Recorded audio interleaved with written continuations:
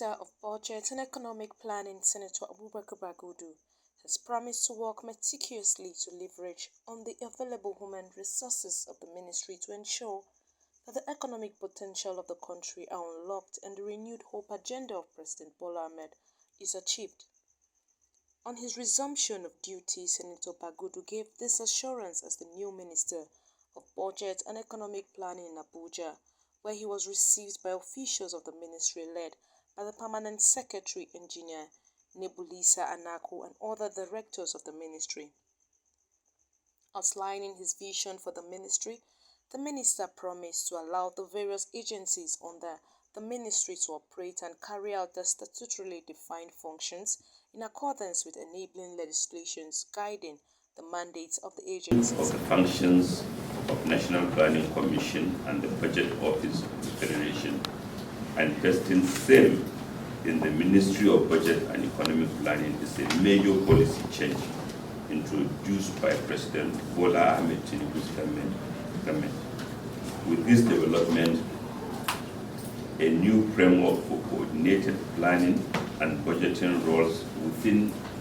MDAs that is operationally linked to the Ministry of Budget and National and Economic Planning is beginning to emerge with the adoption of plan-linked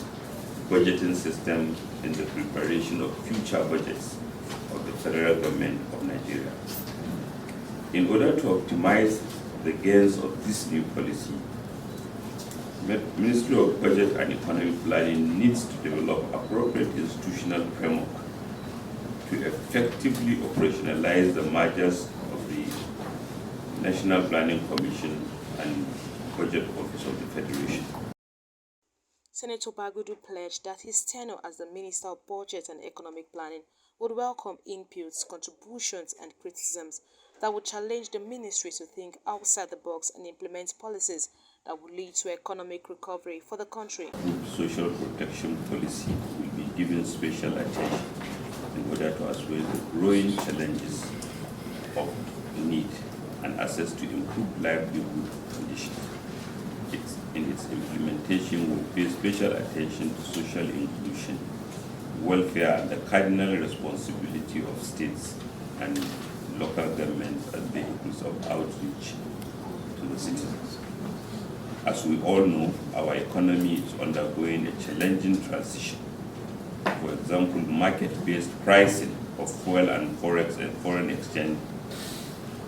is associated with shocks that require deep reflection on policy tweaking and strategic intervention, some of which have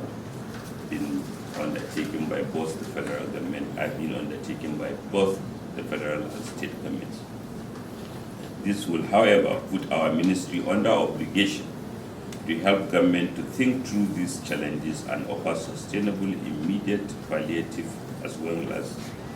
incorporating of measures in the budget processes that will ensure that the benefit of those bold decisions is realized. I will therefore appeal for our maximum cooperation and sacrifice, as well as tap into the collective knowledge, experience, and wisdom of all stakeholders to rise up and surmount this national challenge.